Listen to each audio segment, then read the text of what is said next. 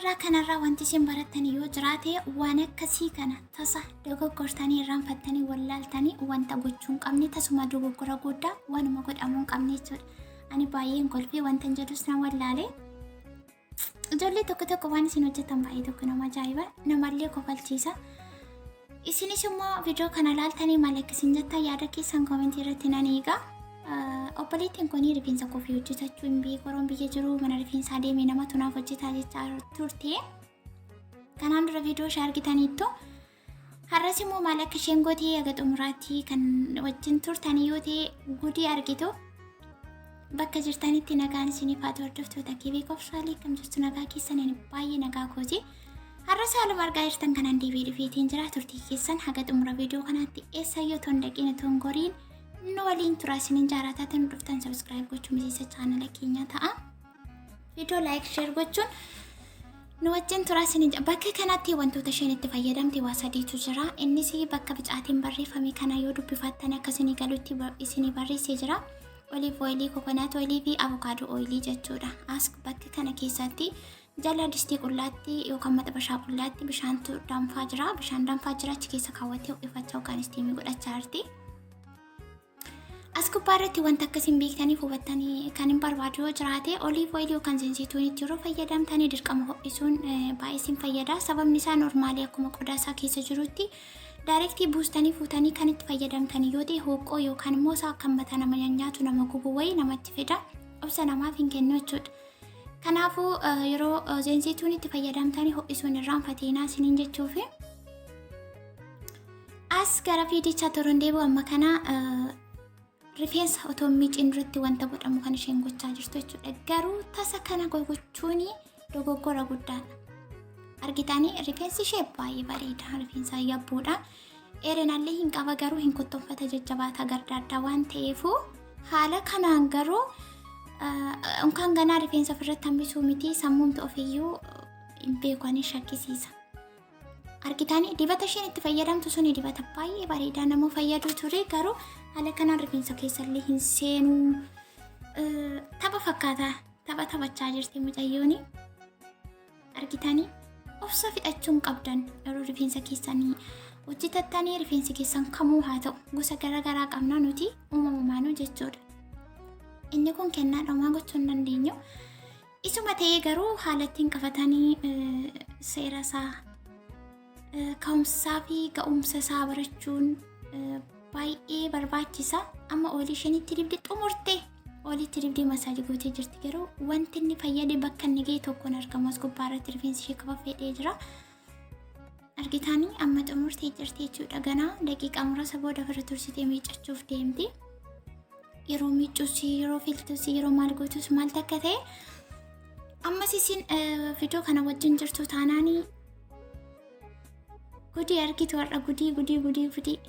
Anduukaa dubbachuuf viidiyoo kana yeroo ilaalu mataan na dhukkubin mataan na zoore. Maaliif ani rifeensa akkasitti goggogee jajjabaatee akkas ol kabalamee gadi daddarbamu ol darbamu kana mataan illee na dhukkubaa jechuudha hin danda'u waan akkasii isin akkam. Bakka kanatti yaa sirriirratti ooyilii isheen itti dibattee seeraanis ta'uu baatu. Yaa olka olii dibattee irra kanaan pistaalee jala kaawwattee shaashii dhachaa jirti daqiiqaa muraasa booda ofirraa miicuuf deemti. Yeroo miicullee maal takka ture asuma jirtu asuma turtu yoo ta'e irraa barattu jechuudha. Maalumaafuu wanta nama barsiisus yoo ta'e waan dogoggoraattis yoo ta'e namni irraa barata waanuma kamiyyuu yoo ta'e waan akkasii gootanii duuba deebitanii hin fayyadu rakkoo qabaa kan jettanii yoo ta'e tokkoffaa irratti rifeensi koo maaliif sirratu maaliif hin guddatu maaliif hin dheeratu jettanii ofii keessan gaaffii of gaafachuu qabdu. Inni lammaffaan wantoota rifeensa keessaniif ta'u filattanii adda baastanii beekuu qabdu. Inni sadaffaaf inni dhumaammoo akkaataa tiriitmentii rifeensa keessaniif gootanii yeroo akkamii akka kennitanii akkamittiin akka itti fayyadamtanii akkamittiin akka filattanii akkamittiin akka maal gootan guutummaa guutuutti beekuun dirqama keessani. Amma kana miicaa jirti jechuudha. Bakka kanatti filamuu qaba ture bishaan keessattuu jiru keessattuu warri rifeensa akka kanaa qabdan yeroo bishaan keessa jirtanidha. Haala kanaatiin kan isin jalqabaa xumuraa haga dheerina isaa guutuutti filuu qabdan malee akkasittiin dogoggoruun qabdanii jechuudha. Rifeensa kottoonfatu, rifeensa jajjabaatu, rifeensa filamuu didu maal kunaa warri jettan akkas gootu rakkoon keessan kana. rakkoon keessan kana amma miicaa jirti jechuun bishaanumtu waan keessa seenaa jiru natti fakkaatu anatti immoo maaliif akkuma argaarta rifeensi ishee baay'ee goggogaa baay'ee jajjabaata baay'inallee ni qaba. Bakka kanatti akkuma yeroo hunda isiniin jedhu shaamboo simbira jiru kan rifeensa keessaniif ta'utti fayyadamuu dandeessu. As kanatti shaamboodha kan ishenitti gochaa jirtu. Okay.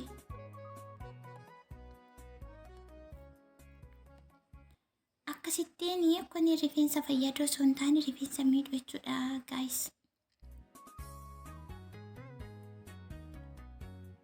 Bakka kanatti maal gochuu qabdi seetan? Hirtee walirraa hirtee amma shaamboniyyuu bakka hunda gahan jiru. Bakka hunda gahan jiru bakkuma tokko soofaa hirtee malee jechuudha. Amma morra keessanitti naquu jalqabdeetti shaamboo. Ajaa'iba.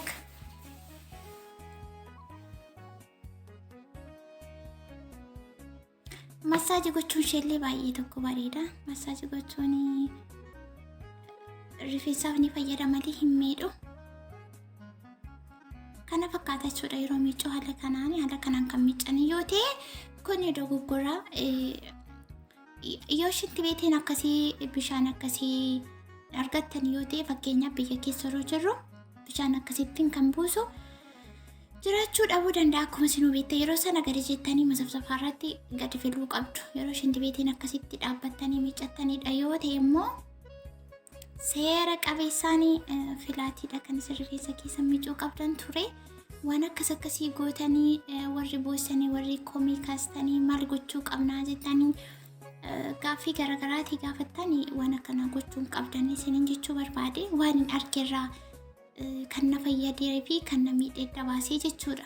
Akka nama tokkotti yookaan immoo kan nuuf koo fayyadamaa jiruu fi waan nuuf koo beekurraa amma gara xumuraatti jirti miicca xumuraa jirti jechuudha. Garuu tasuma hin filamne jalqabarras yeroo oilitti fayyadamtu maal akka isheen goote argitanii jirtu. Yaa rifeensi sana keessatti baay'ee akka walxaxee beekamaadha. Amma kanallee filaa hin jirtu jechuudha. Achi keessatti daabbayee rifeensi ciccitaa wal caalaa akka tokko ta'aa deemaa jechuudha. Kuni tasuma godhamuu hin qabu. Kun viidiyoo irraa keessatti wanti isin barattan ilaaltan yookaan sirreeffattan yoo jiraate waan akkasii kun tasuma waan godhamuu hin qabne waan dogoggoraa jechuudha. Rifeensi baay'ee bareeda. Ijoolleen tokko rifeensa uumamumaan bareedaa qabaatanii akkaataa itti qabannaa fi akkaataa itti sirreeffannaa hin beektanii jechuudha. Isa kana immoo barachuu qabdu. Harka keessan barsiifachuu sirreeffachuu qabdu. Hamma yoomiitti harka namaa eeguun baay'ee rakkisaadha. Harki namaa wanti namni namaaf godhu nama wajjiniin lagancaa'u. Ogummaan nama fayyadu jechuudha. Amma bakka kana xumurtee jirti. Wanti hundumtuu xumuramee jira. Amma qibaatii itti dibuu fi sirreeffachuutti deemuu jirti jechuudha. Gogee jira tasumaayyuu. Duraaroo miicuu sana maal akka ta'e argitanii amma kana immoo gogee jira. Dirqama akkasittiin goguun qabu ture. Keessumaa rifeensa akka kana. Bakka kanarratti nuti warra rifeensa lallaafas qabdan ta'e rifeensi jabaataa yeroo hundumaa qibaatii fasaashii bichaa kan fayyadamtan yoo ta'e inni kun faayidaa hin qabu. Rifeensa akka caccabu akka farrafaramu taasisaa qibaatii dhoqqee yookaan immoo akkuma asirratti argaartan kana liiving conditionerii yoo qabaattan rifeensa keessa erga miiccanii booda qibaatii fasaashii fi kireemii kan ta'u walitti maxxanii yoo fayyadamtan baay'ee gaariidha. Amma bakka kanatti wanta isheen dibachaa jirtu akkuma argitanii jalqaba irratti walii akkamii akka isheen fayyadamte isa booda akkamittiin akkamitti argitaniirtu. Bakka kanatti immoo liiving conditionerii fi qibaatii avokaadoo dhangala'aasaati kan isheen fayyadamaa jirtu kun liiving conditioneridha. Liiving conditioner jechuun liiving waan jedhamu waan keessatti dhiisan yookaan wanta irraa miiccameen jechuudha. Amma erga miicce kaatee isatti fayyadamaa jirti wanti biraa kun qabu. Liiving conditioner isa akkasiiti yookaan immoo qibaatii furdaa kireemii ta'e itti fayyadamuu qabdu jechuudha. Maaliif rifeensi keessan akka lallaafutti. Bakkuma kanatti illee sirriirra hin jirtu garuu haa ta'u rakkoo miti. Tokkoffaa nama barachaa jiru. Nama hin beekne waan taateefu warra kaaniifis barumsa ta'a isiniifis barumsa ta'a jechuudha. Walumaa galaatti dibata isheen bakka kanatti itti fayyadamtu irra deebi'uun isinitti mee leave-in conditionerii fi avokaadoo oilii yookaan qibaatii avokaadoo dhangala'aa isaatii jechuudha. Fakkaata viidiyoon har'aa kun leave-in conditionerii adiin kuni isinis immoo kan akka kanaas yoo qabaattan kanneen biroos yoo qabaattan yoo itti fayyadamtan ta'e baay'ee isin fayyada. Amma kana kuno seeraan illee hin fille qibaatiin sun ammallee keessa gahan jiru jechuudha. Miilana yeroo hiikamu baay'ee tokko harcaa rifeensi kun hin arraaggafamaa jechuudha. Baay'ee caccabaa hin goggoga waan ta'eef maaliif dura seeraan hin hojjetamne waan ta'eef. Annaa waan akkasirraa of eeggachuu qabdu. Warri maal gochuun qabaa jettanii gaaffii baay'ee gaafattanii sirreeffadhaa. Akkasitti walirraa ilaalaati dogoggora keessa walirraa baradhaa.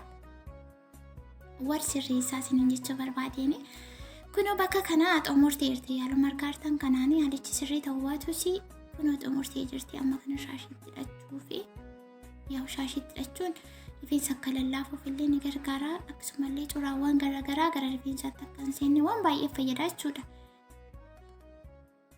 Shaashii laaffistanii kan hidhattanidha yoo ta'e addarraan illee rifeensa akka miine akka luqqisnee akkasuma galgala raaftanis shaashitti fayyadamuun baay'ee nama fayyada. Bakka kana wanti hunduu xumuramee lafti isin bari'ee nagumaan bari'ee kana fakkaata jechuudha. Oolee bulee kana fakkaata.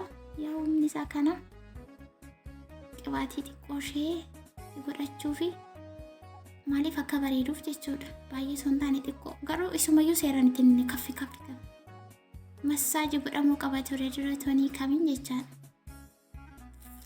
Kana fakkaata.